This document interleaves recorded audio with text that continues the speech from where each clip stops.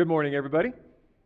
It's great to be able to see all of you guys this morning, to be able to get to share the word with you guys today. We're going to be digging into some really important stuff. I'm excited to see what God does. Hey, you guys don't know Lane and Margaret Coy. You don't know them at all. I can almost guarantee it. They've actually both passed away, and he was a farmer and she was a farmer's wife. They were good people, really good people. They actually had a kind of an interesting dating story. It's kind of sweet, but it's nothing exceptional. They got married just before he actually went off to war in Korea, and they ended up. He came back, and they ended up having 5 children, 4 girls, and a son who was stillborn. So they raised their 4 girls to know Jesus.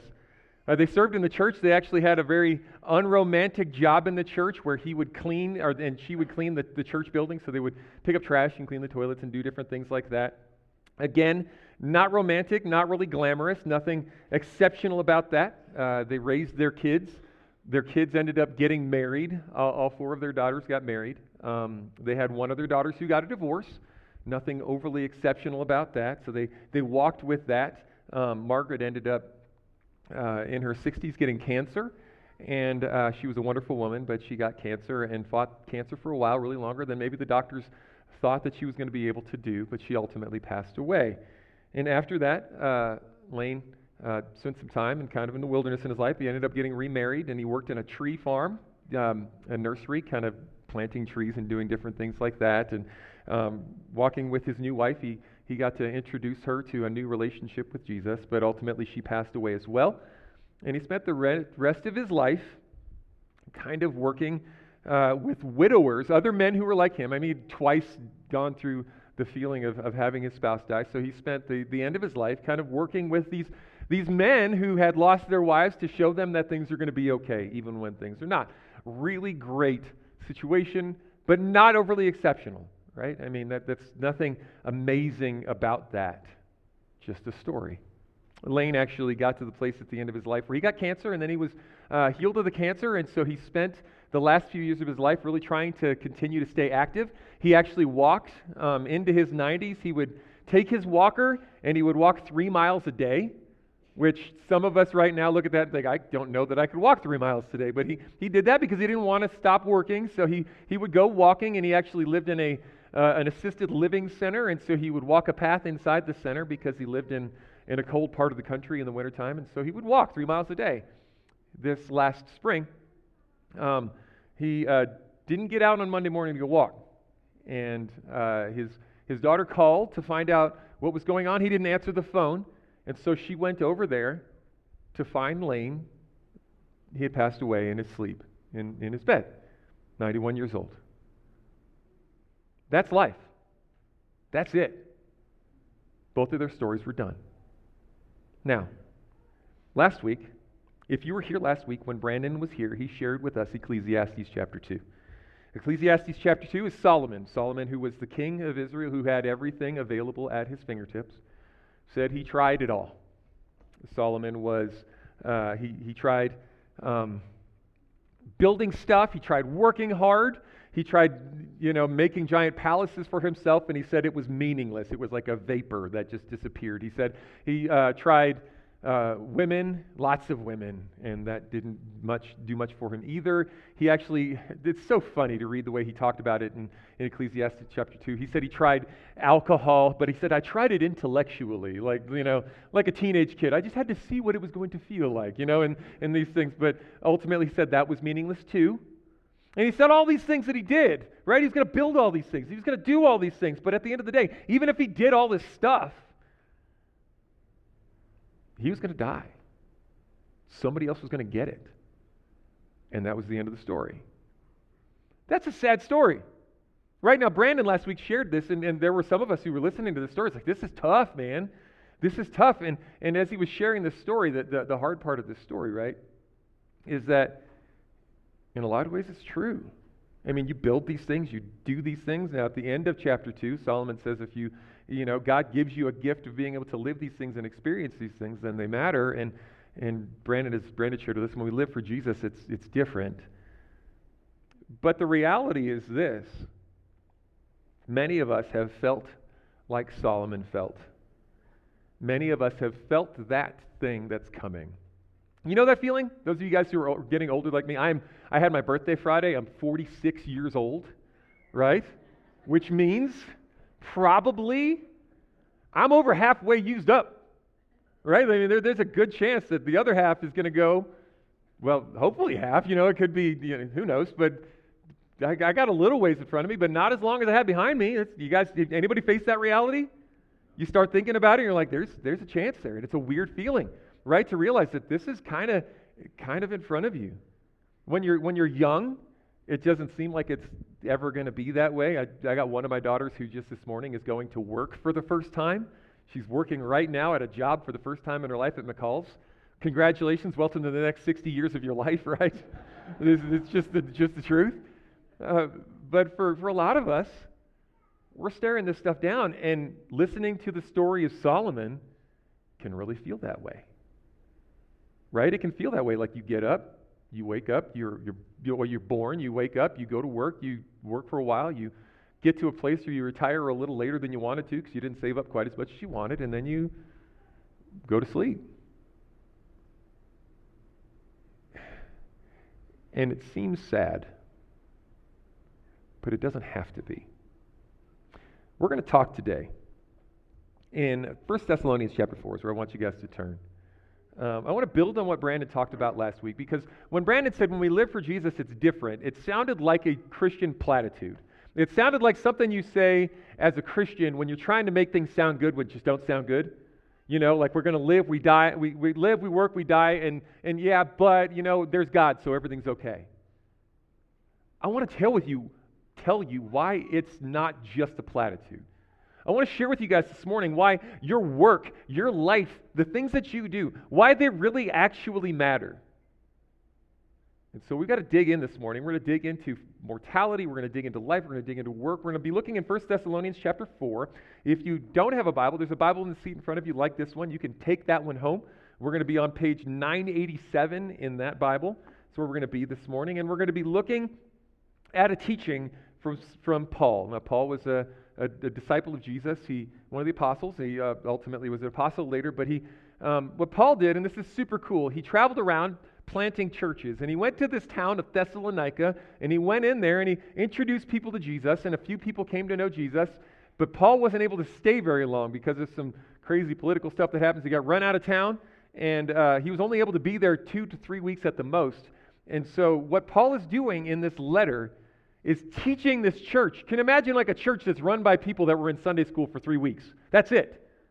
Be a crazy church. They believe all kinds of crazy things. So what Paul is doing in this letter is trying to say, now that you got Jesus, let me tell you what this looks like. Now, he sent some other people to go there and help them teach, but that's what this letter is. This letter is a very practical letter of what it looks like to follow Jesus, and this morning, we're going to see that. So starting in verse 9 and 10 of 1 Thessalonians chapter 4, I am getting old, dying, so my glasses are on now so we can read this stuff. Let's go. Now concerning brotherly love, you have no need for anyone to write to you, for you yourselves have been taught by God to love one another. For that indeed is what you are doing to all the brothers throughout Macedonia. But we urge you, brothers, to do this more and more. So, as Paul talks practically about what life should look like if you are a follower of Jesus, this is for you if you're a follower of Jesus. He says, you need to love. You need to love like you're already doing. You need to love the brotherhood. You need to love the people around you like you're already doing. Now, as I've shared with you guys before, I really, really, really don't like what our language does with the word love, because I don't think we do it right. We use the word love for everything. Everybody loves all kinds of different things. Some of you guys love football. Some of you guys love pizza. Some of you guys love driving cars that are too fast. Some of you guys love to garden. Some of you guys love your spouses. Some of you guys love your kids. Some of us say that we love God. I say that I love God, and I say that I love baseball. Those are two entirely different things. When Paul is talking about love here, he's talking about brotherly love. It's philos. He's actually not talking about love in the way that we say we love pizza. He is talking about sacrificial, like I want what's best for you more than for me. In our society, love is a feeling. It's something that we feel towards things. But what Paul is talking about is an action. The truth is, we all know what love looks like because we know that it's not really a feeling. Kids, I want to let you guys know something today. There is a chance that your parents love you, but they don't always like you. Right? Not trying to be a jerk, because let's be honest, kids, there's a time you don't like your parents either. Right? Just the reality. They don't always like you, but they love you. How do you know that they love you? Because they feed you even though you've been fighting with them. Right? Because they give you a place to stay. Because you can trust, for most of us are in a relationship with parents that actually do love us. Not all of us have had that. But most of the time, if we have a parent that loves us, they're gonna make sure that our best interests are taken care of, even when you know they don't feel like it. Right? That's what love is. Love is that action. It's going through and it's serving somebody when it is best for them, even when you don't feel that. And when Paul says, concerning brotherly love, I have nothing more than I need to teach you. The people were living this out. The truth is, love is what makes us different. In 1 Corinthians chapter 13, and this is actually right before Paul goes into love is patient, love is kind, it doesn't envy, it doesn't boast, all those things that we had in our weddings. Before we get into that, Paul actually says this. He says, if I speak in the tongues of men and angels, but I don't have love, I'm a noisy gong or a clanging cymbal. And if I have prophetic powers, and I understand all mysteries and all knowledge, and if I have all faith so that I can remove mountains, but I don't have love, I'm nothing. And if I give away all that I have, and if I deliver my body to be burned, but I don't have love, I gain nothing. Paul says if I become a person who gives all my money to the poor, and I become a person who can speak powerfully, and I become a person who prophesies, and I ultimately go and burned from my faith, but I don't have any love in me. I'm not doing it for anybody but me. He says I'm like a resounding gong or a clanging cymbal. How long would it take for you to get annoyed and walk out if I grabbed this drumstick and just started smashing this cymbal? How many of you guys would be gone in 30 seconds? If you look like he's not stopping. Some of you guys might make it a minute, but if I told you the next 20 minutes is going to be me smashing this thing, you guys would be like, let us pray. Shut this thing down. We'll be done, because it's a waste of time. It's a waste of time. In fact, it's annoying. And you know people like that live a life that is supposed to be awesome, but it's about them. And it's obnoxious. What Paul says here is that our lives, if you're a follower of Jesus, look different because you are living a life that is serving other people. You're living a life that's not about you. Even when the things around you are annoying, you're doing something different. A relationship, basically this is my proposition for you guys. Relationship are a sign of God's work in us. When you are in relationships with people, and you serve them, it's a sign of God's work in you. It's a sign of God transforming you. You can see something different in the people who have real relationship with Jesus because they care about the people around them, even when those people don't always deserve to be cared about.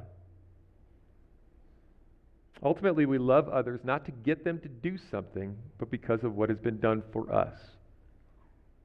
Every religion talks about how you should don't do to others what you wouldn't have them do to you, right? That's the rule here. But what Jesus has done for us is he made it so that we do for other people regardless of where they're at, because God has taken care of us. And here's the struggle that we have, and this is where Solomon was at, right? Is we get to this place where we just look and we're trying to do this for ourselves. I had one of the elders came up to me and he was talking about this the last service. He said, you read Ecclesiastes and it's a very selfish book. It's probably the most selfish book in the Bible, because Solomon was trying to figure out everything for himself and to live selfishly. But what Paul is telling us is we don't live that separated life where I love some people but I don't love other people. We live this bifurcated life. Now that word bifurcated just basically means split. And it's this idea that I have the sacred side of me, that I'm good, I love God, and I love my wife, and I love my kids, and I love those close to me.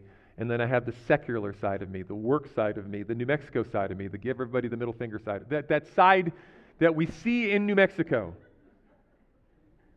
It's separated. And what Paul is saying is that division doesn't exist. Like a life that is built because of what Jesus has done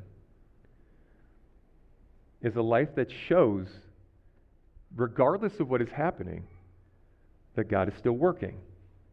And then he points towards how we live that out individually, and this is where this gets kind of shocking, okay? What we're going to read here in verse 11 is really kind of shocking to our common sensibilities. So when I explain to you what we're talking about here, it's going to start to sound a little weird. And to aspire to live quietly and to mind your own affairs and to work with your hands as we instructed you. So Paul says to love each other, and then he says to aspire to this, to strive to this. He says, strive to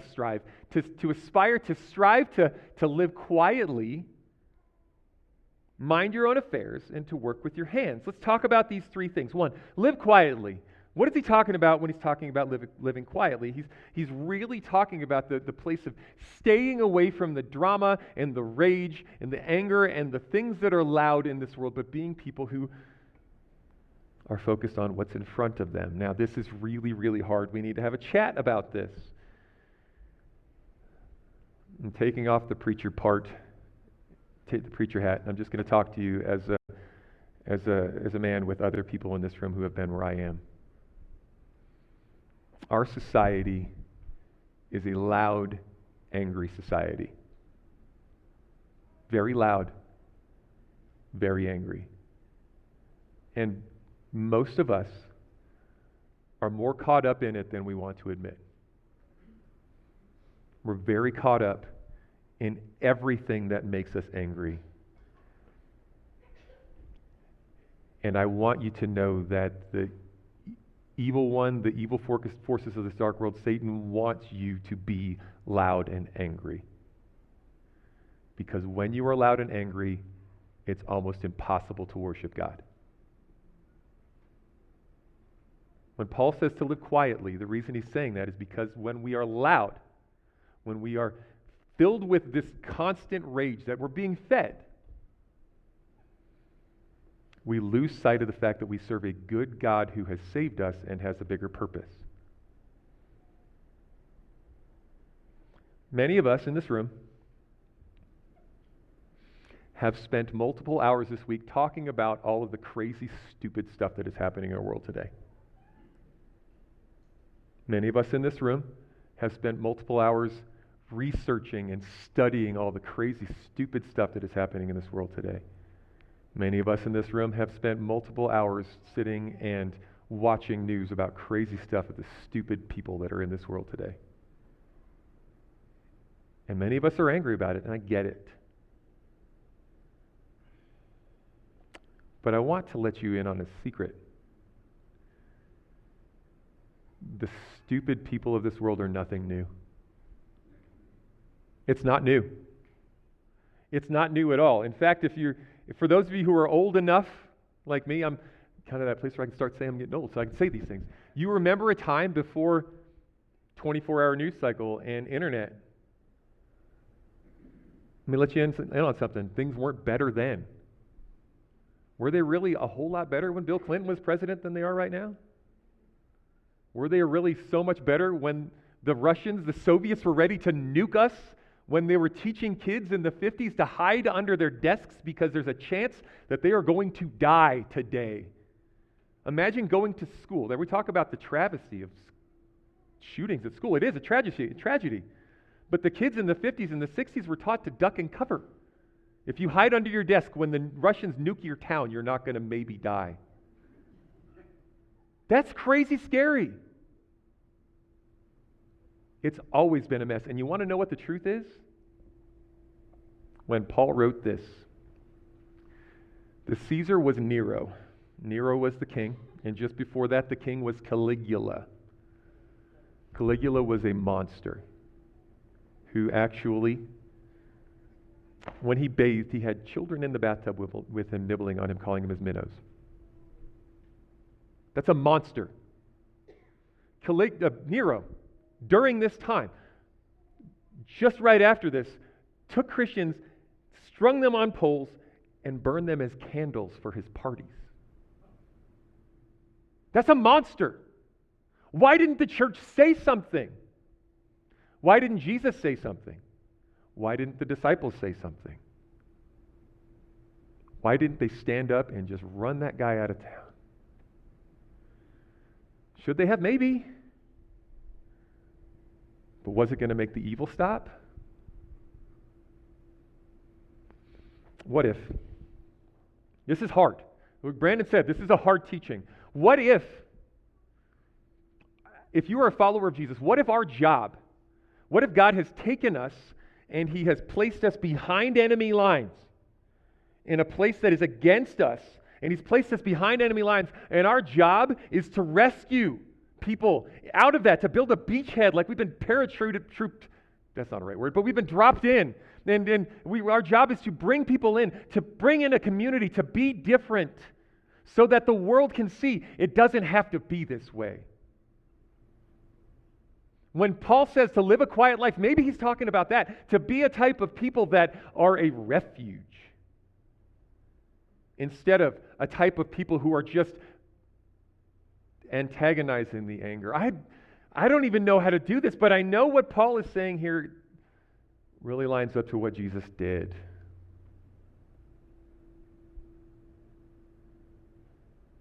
The church. This people, not this building. This people are a people who can show something different, but it starts when we show peace, when everything else is dramatic. So he says, live a quiet life. And then he says this, mind your own affairs. This is hard. Basically, mind your own business. Don't get caught up on the gossip as the kids talk about spilling the tea. I like the tea, right? It's kind of fun. You guys know that feeling when you hear somebody talking about somebody else, you're like, oh, what's this? You know? Kind of sneak in there trying to hear what's going on. It's fun. It is fun. It is fun. You know why? Because we like to hear when other people are struggling.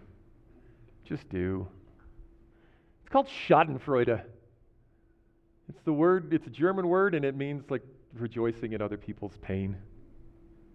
Right? It's this feeling of like, you know that feeling that you get in your stomach when you hear somebody who's kind of like a jerk and then they get their comeuppance and you're kind of like, well, bless his heart. Poor little guy. That thing is not of God. It's fun, but it's not. And what Paul says here is that when we can stay out of other people's stuff, it makes us people who others can trust. And I'm not saying I have this down myself perfectly. It's so hard. I think that this is actually one of the main struggles that, look, there are battles that Christians have. There are certain sins that we don't talk about. We'll talk about porn, and we'll talk about staying away from adultery, and we'll talk about lying, and we'll talk about stealing, but we don't talk a lot about gossip, that kind of selfishness.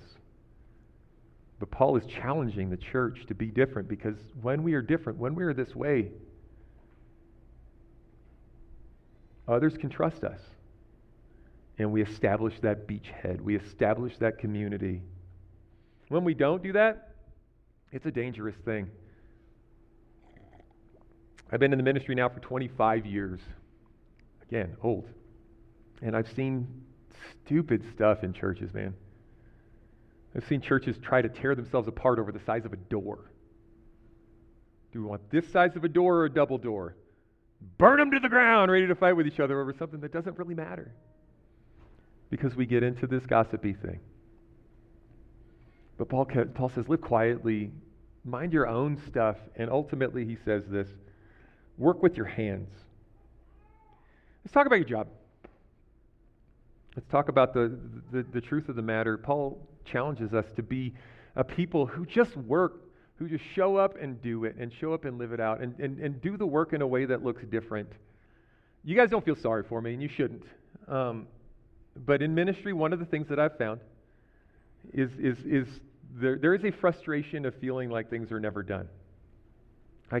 I love getting to share Jesus with people, getting to see people come to Jesus, but even after I see people come to Jesus, they're not completed, right? There's never a point when people are done. And so there's going to be pain, there's going to be things that you walk through, and you're going through those things, and it's hard. How many of you guys have jobs where you feel like, I'm just never done?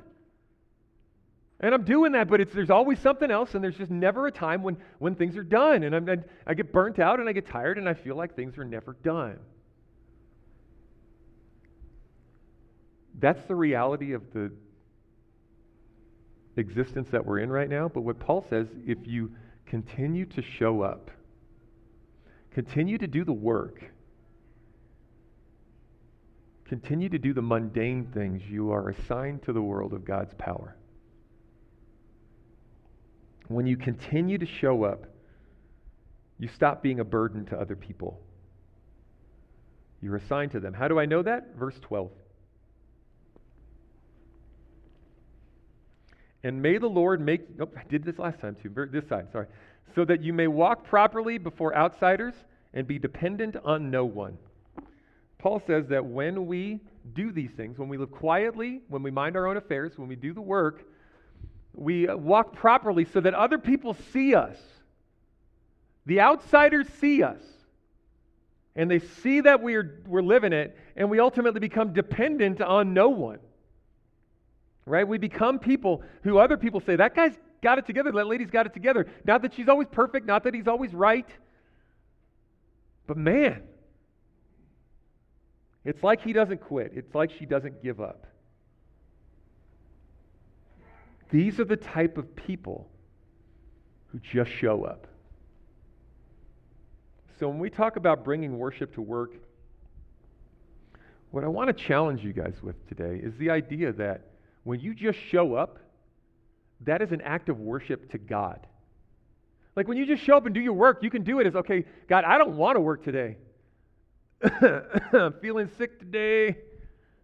Think I'm going to stay home. When you just get up and you show up and you do it, that is a sign to other people of the goodness of God. And ultimately, it's a form of your worship towards God. When you do that, you live it out, you example it to your kids, and you example it to the people around you. And ultimately, Paul teaches the church, you become a people who are different. So here's my simple bottom line.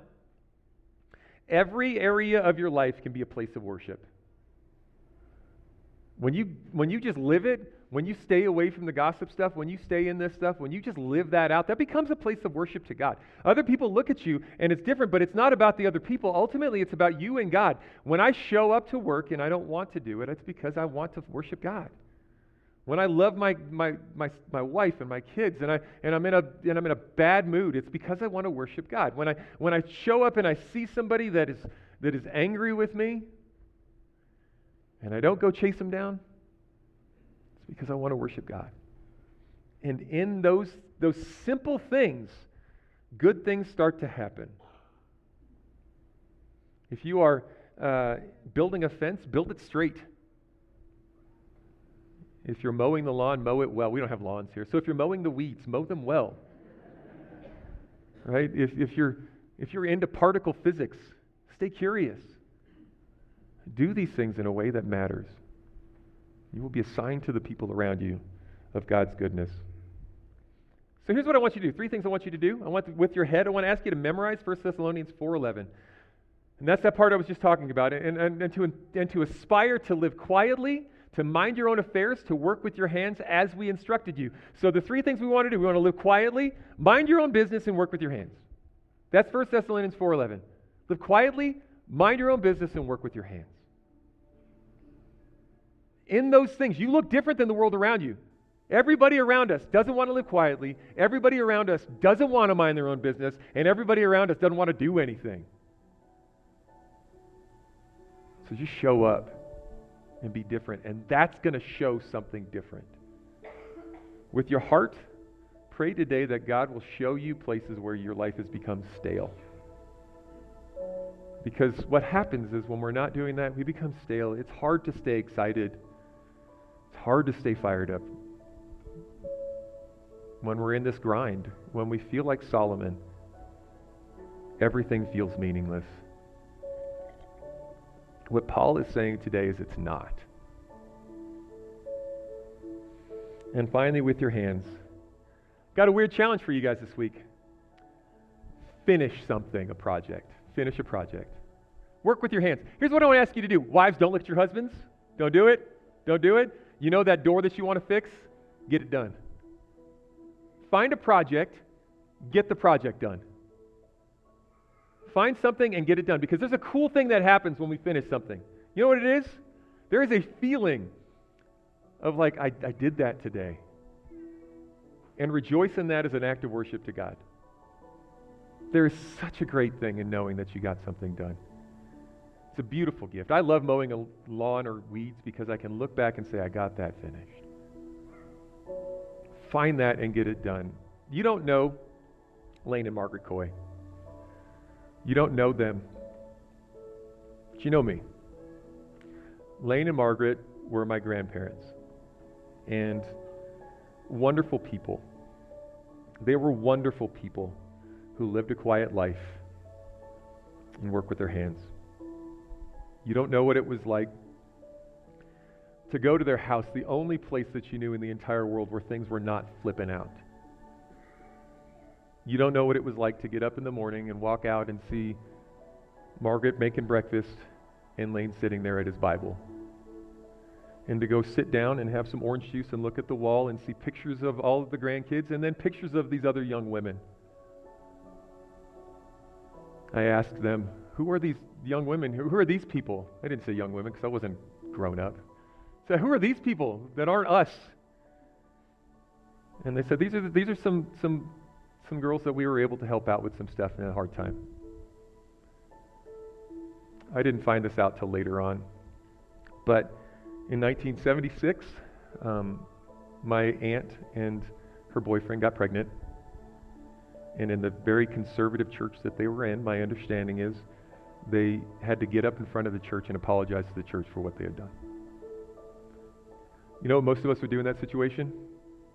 Peace out, church. Right? That's hard to even imagine what that's like. You know what my grandparents did? After that, they found a ministry where the girls who were in the same spot, who were pregnant like that, they brought them into their home and had them live with them and help them get on their feet. And these pictures were them. Their daughter, my mom, divorced my dad out of worry for us and moved us to New Mexico, and my grandparents were disappointed, but they understood.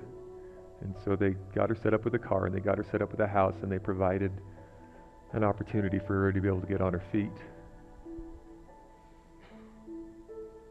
They gave stability to her. My grandparents fought for the people around them. Ultimately, back in April, my grandpa passed away. And I have a picture. I'm not going to put it up on the screen because it's a bunch of goofy looking people like me, and you don't need to see more than one of me. But I got this picture of us, and there are 50 people on this stage who are either children, grandchildren, great-grandchildren, or spouses of those ones directly connected with Lane and Margaret. There were a few others that weren't able to be there. But from what I understand, every one of those people, as much as they know how, are striving to live a life for Jesus. And every one of those people are striving to raise up their families to know Jesus. Every one of those people is being that in the world that they live in, striving to be people who live peaceful lives. Solomon tried to convince us that life is meaningless. And if you're living a selfish way that Solomon was doing for that, just living for right now, it can kind of seem that way. But I'm going to tell you right now, because of what Jesus did, it doesn't have to be. My grandparents, who had, you don't know, are leaving a legacy, who are leaving a legacy of people who are spreading peace to the world. And that can be you and me. When we just show up, when we live it, we show the world and our own families something different. And man, God can do something with that.